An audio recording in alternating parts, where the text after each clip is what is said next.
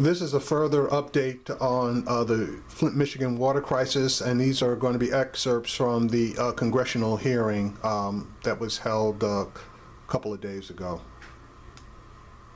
On Capitol Hill, the Flint mother at the heart of the water crisis testifying that the state of Michigan tried to silence an EPA whistleblower. Leigh Ann Walters told the House Oversight Committee that an official with the Michigan Department of Environmental Quality bragged to her that a leaked memo from an EPA researcher was being, quote, handled, telling her that his report was flawed and that there would be no final report. That report was written by Miguel Del Toro, the EPA researcher who tested the water in Walters' home in early 2015. The resulting memo was leaked in June, showing the water in her home was more than twice the level of hazardous waste.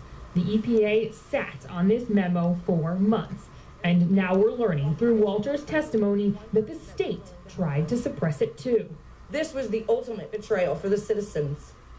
CNN has reached out to the Michigan Department of Environmental Quality for comment. Why would they be paying for water that they cannot even use that is poisoning them? That's not American. Today's often heated hearing was about the people who were not there as much as it was about the people who were there. Chairman Chaffetz kicked off today's session with strong words for Flint's former emergency manager, Darnell Early, who declined to testify. We're calling on the U.S. Marshals to hunt him down and give him that subpoena. Early is not the only person the committee wants to hear from. Democrats have urged leadership to invite Michigan Governor Rick Snyder to testify too. Can anybody tell me why the governor of Michigan is not here today? Because he's hiding. That's what's happening. And those who did show up were chastised for being less than forthcoming. The chairman of the committee pushing to know why the EPA waited months to act on that Del Toro memo. Why wasn't that made public? I don't know the answer to that question. I think that You can't come to a hearing before Congress and be in charge of water quality for the EPA and not know the answer to that question. As the Oversight Committee continues to pursue answers to questions that have plagued Flint residents for almost 2 years, one glaring truth came out of today's hearing. We cannot guarantee at this point in time the water is safe to drink. Now, just so that you know, they have subsequently sent the federal marshals out, and Darnell Early has agreed to come before Congress to testify. But unlike the hearing from a couple of days ago, this will be a closed-door session, so the public will not be able to see exactly what goes on. Now, this next clip is from CNN, and in my opinion, the host here is trying to go after the former mayor, I believe his name is Don Waller, for his responsibility in the Flint water crisis. Now, I've done a lot of research on this, and yes, Mr. Waller did pass on some bad information, but the information he passed on, he received from the Environmental Quality Department for the state of Michigan. He really had no culpability in the switch of the water from the Detroit system onto the Flint River. So I'm going to play this particular clip and then come back with some additional information. At the onset, switching the water source to the Flint River was not the problem. The testing of it is fine. It's what happened thereafter. And many people involved in the situation say, you had reason to know that there was problems with the water and you didn't act on those, you dismissed them. Now that's a bunch of crap, because it exactly was the switching of the water from the Detroit system to the Flint system which created the problem. So how he can say that that wasn't a problem is a bunch of bullshit. The water coming from the Detroit system was pre-treated before it even entered the Flint water system. So, and that's why for the past 20 plus years, Flint didn't have a problem with its water. So switching the system is the exact reason why Flint is having these problems with the lead contamination. So Cuomo's being disingenuous about this, and now watch as he attempts to attack the former mayor. There were problems right from the beginning, and let's be clear that there was a bait and switch with all of us here in Flint. We had a state-appointed emergency manager by Governor Snyder come in and take control of this city in December of 2011. And after City Council and I expressed support for a new water supply to Lake Huron, the emergency manager went behind closed doors with the State Department of Environmental Quality and decided to use the Flint River as an interim source, made the budget changes and put that in place. Now, once that happened, I was receiving reports from the Department of Environmental Quality and our city staff that the water was testing comparable with Detroit. That was what our community had used for so many years. But tragically, it's proved to be untrue.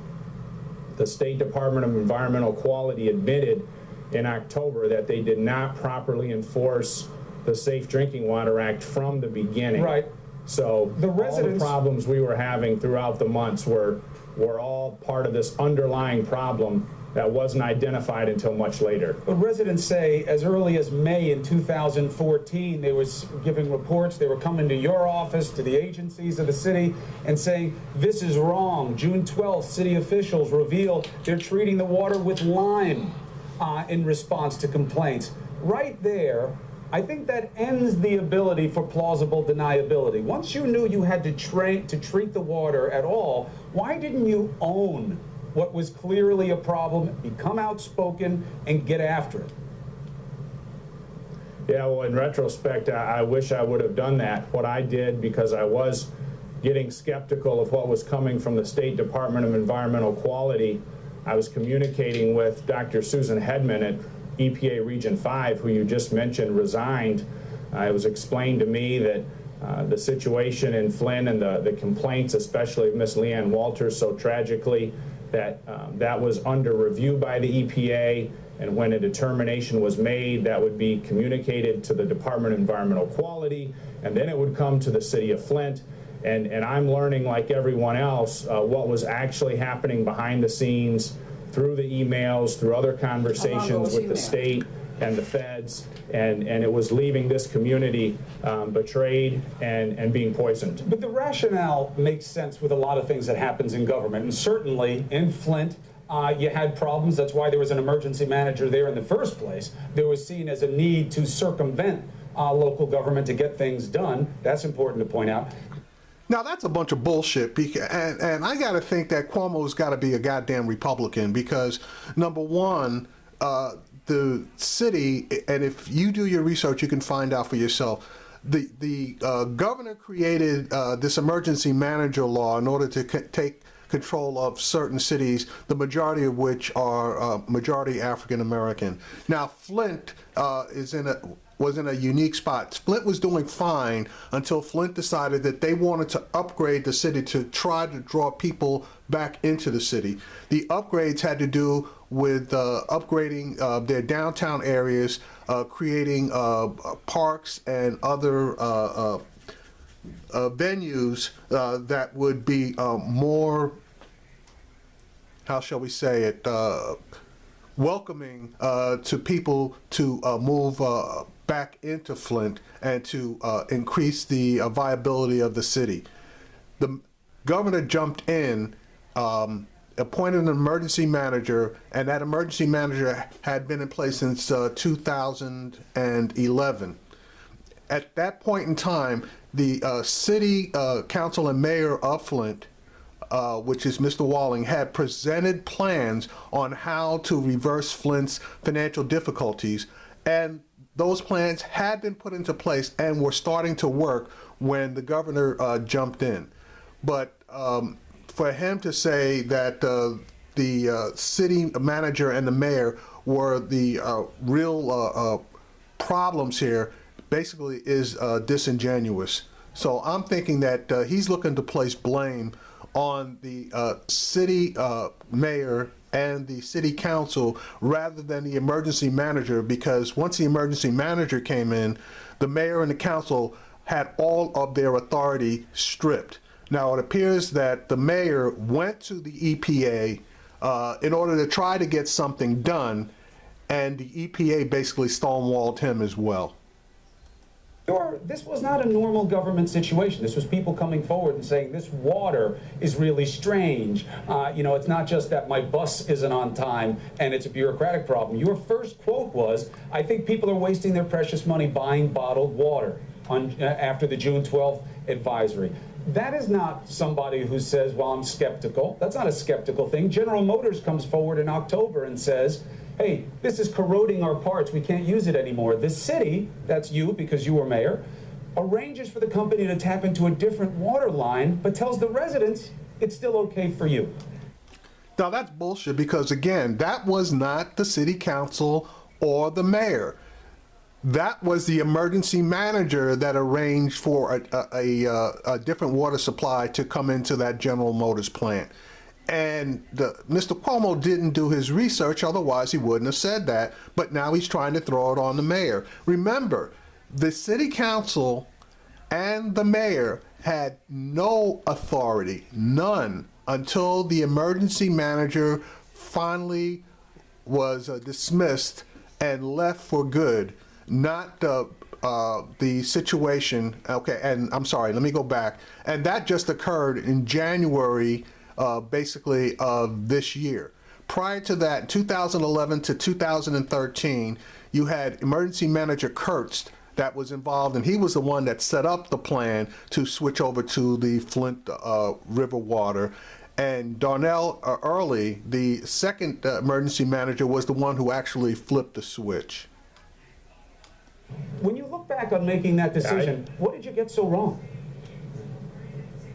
Well, I've taken responsibility and apologized for the decisions that I've made, but again, you have to be clear that the state-appointed emergency manager made that arrangement with General Motors. Right, but you could have stepped up, Mr. Mayor.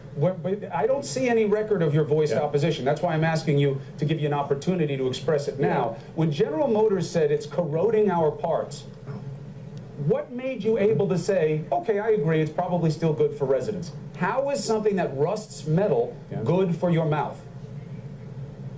It was explained to me, and I've since seen further detail that particular issue had to do with a specific manufacturing process. Many companies use, filtration processes in their own plants. But look, I think all of this shows that from the beginning there were major problems. It wasn't regulated right. This community was betrayed. I was given bad information. I gave bad information to the rest of the community. And now we're at a point where we have to see the solutions come in place. We need our community, our businesses, the state government, the federal government to all help address this problem. Now here is the doctor that basically also helped in blowing the whistle on this situation.